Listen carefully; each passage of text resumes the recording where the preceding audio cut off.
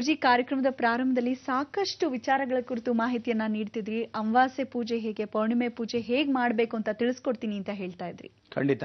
ಈ ಪೌರ್ಣಿಮೆ ಪೂಜೆ, ಅಮಾವಾಸ್ಯೆ ಪೂಜೆಯಲ್ಲಿ ಪ್ರತಿಯೊಬ್ಬನಿಗೂ ಮನಸ್ಸು ಉಕ್ಕತ್ತೆ ಅಂತ ಹೇಳ್ತೀವಿ. ಅದೇ ಸಮುದ್ರನು ನೀವು ಪೌರ್ಣಿಮೆ ದಿವಸ, ಅಮಾವಾಸ್ಯೆ ದಿವಸ ನೋಡ್ಬೋದು, ಹೆಚ್ಚಾಗತ್ತೆ, ಕಮ್ಮಿ ಆಗತ್ತೆ. ಅಂದರೆ ಸಾಧಾರಣವಾಗಿ ಪ್ರತಿಯೊಬ್ಬರಿಗೂ ಏನು ಅಂದರೆ, ಒಂದೊಂದು ಸಮುದ್ರ ಒಂದೊಂದು ಕಡೆ, ಪೂರ್ವದಲ್ಲಿ, ಪಶ್ಚಿಮದಲ್ಲಿ, ಉತ್ತರದಲ್ಲಿ, ದಕ್ಷಿಣದಲ್ಲಿ ಒಂದೊಂದು ರೀತಿಯಾದ ಅಲೆಗಳನ್ನು ಬರುತ್ತೆ. ಕೆಲವು ಅಲೆಗಳು ಆಳವಾಗಿ, ಗಾಢವಾಗಿ, ಎತ್ತರವಾಗಿ ಬರುತ್ತೆ. ಅಂದರೆ ಸಮುದ್ರ ರಾಜನಿಗೆ ಉದ್ವೇಗ ಸ್ವರೂಪ ಪೌರ್ಣಿಮೆ ದಿವಸ ಬರುತ್ತೋ ಅಥವಾ ಅಮಾವಾಸ್ಯೆ ದಿವಸ ಬರುತ್ತೋ ಗೊತ್ತಿಲ್ಲ. ಕೆಲವೊಂದು ಸ್ಥಳದಲ್ಲಿ ಅಮಾವಾಸ್ಯೆ ದಿವಸ ಹೆಚ್ಚಾಗುತ್ತೆ, ಕೆಲವೊಂದು ಸ್ಥಳದಲ್ಲಿ ಪೌರ್ಣಿಮೆ ಹೆಚ್ಚಾಗುತ್ತೆ. ಆದರೆ ಯಾವಾಗ ಹೆಚ್ಚಾಗುತ್ತೋ ಪ್ರತಿದಿನ ಅಂತೂ ಸಾಯಂಕಾಲದಲ್ಲಿ ಹೆಚ್ಚಾಗ್ತಾನೇ ಹೋಗುತ್ತೆ. ಅದಕ್ಕೆ ಕ್ಷೀಣಚಂದ್ರ ಅಂತ ಕರಿತೀವಿ. ಸಾಯಂಕಾಲದಲ್ಲಿ ಚಂದ್ರ ಬಂದಾಗ ನೀರು ಬಹಳ ವಿಶೇಷ.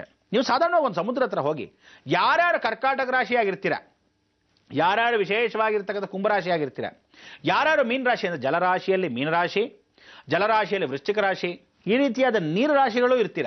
ಇವರಿಗೆಲ್ಲ ಬುಧನು, ಚಂದ್ರನು ಬಹಳ ಹತ್ತಿರದ ಮಿತ್ರ. ನೀವು 1 ಕಿಲೋಮೀಟರ್ ದೂರ ಬೀಚಲ್ಲಿ ನಿಂತ್ಕೊಂಡಿರಿ, ಅದೇನೋ ನೀರು ಬೇಕು ಅಂತ ನಿಮ್ಮ ಹತ್ರನೇ ಬಂತೇನೋ, ಎಷ್ಟು ದೂರ ಹೋದ್ರು ನೋಡು, ನಿನ್ನ ಕಡೆನೇ ಅಲೆ ಬರ್ತಾ ಇದೆ, ಏನೋ ಗೊತ್ತಿಲ್ಲ ಅನ್ನೋ ಥರ. ಕಿಲೋಮೀಟರ್ ದೂರ ಒಣಗೋಗಿರುತ್ತೆ ಬೀಚ್ನಲ್ಲಿ. ಅಷ್ಟು ದೂರದಲ್ಲಿ ಅಂದರೆ ಹಬ್ಬ ಅಂದರೆ 200 ಅಡಿ ದೂರ ನಿಂತ್ಕೊಳ್ಳಿ. ಬೇಕು ಅಂತ ಅನುಭವ ಪಡಿ. ಈ ಅಕಸ್ಮಾತ್ ಈ ಕನ್ಯಾ ರಾಶಿಯಲ್ಲಿರೋರು, ವೃಶ್ಚಿಕ ರಾಶಿಯವರು, ಕರ್ಕಾಟಕ ರಾಶಿಯವರು, ಮೀನರಾಶಿಯವರು, ಕುಂಭರಾಶಿಯವರು. ಕುಂಭದಲ್ಲಿ ಶನಿ ಮಿತ್ರನು ನೀರಿಗೆ, ಬುಧನು ನೀರಿಗೆ ಮಿತ್ರ. ಇವರು ಇಷ್ಟು ಜನಕ್ಕೆ ಜಲರಾಶಿ ಅನ್ನೋದೇ ಚಂದ್ರ. ಅದಕ್ಕೆ ಸಾಯಂಕಾಲದಲ್ಲಿ ಚಂದ್ರನಿಗೆ ನೀರಂದ್ರೆ ಇಷ್ಟ. ಅದಕ್ಕೆ ಎಲ್ಲರ ಮೈಂಡು ಕೆಟ್ಟ ಹೋಗೋದು ಯಾವತ್ತು ಅಂದರೆ ಪೌರ್ಣಿಮೆ ದಿವಸ, ಅಮಾವಾಸ್ಯೆ ದಿವಸ. 15 ಡೇಸ್ ಗ್ಯಾಪಲ್ಲಿ, ಪ್ರತಿ ತಿಂಗಳಲ್ಲಿ, ಪ್ರತಿ ದಿನದಲ್ಲಿ ಸಾಯಂಕಾಲದಲ್ಲಿ ಮನಸ್ಸು ಪರಿವರ್ತನೆ ಆಗುತ್ತೆ. ಅದು ಯಾರಿಗೂ ಗೊತ್ತೇ ಆಗಲ್ಲ, ಒಳಗೆ ಕೂರಿಸ್ಕೊಂಡಿರ್ತಾರೆ ಎಲ್ಲೋ ಮೈಂಡು. ಆ ಮೈಂಡೇ ಚೇಂಜ್ ಆಗಿಬಿಡುತ್ತೆ. ಒಳ್ಳೆಯವನು ಕೆಟ್ಟವನಾಗ್ತಾನೆ, ಕೆಟ್ಟವನಿಗೆ ಕೆಟ್ಟ ಬುದ್ಧಿ ಬರುತ್ತೆ, ಕೆಟ್ಟವನಿಗೆ ಒಳ್ಳೆಯವನಾಗ್ತಕ್ಕಂಥ ಅವಕಾಶ. ಮಧ್ಯದಲ್ಲಿ ಯಾರೋ ಹೇಳ್ಕೊಟ್ರು ಹೋ ಅಂತ ಮಂದಬುದ್ಧಿ, ಅಥವಾ ಕೇಳೋದ್ರ ಚುರುಕಾಗಿರಲ್ಲ.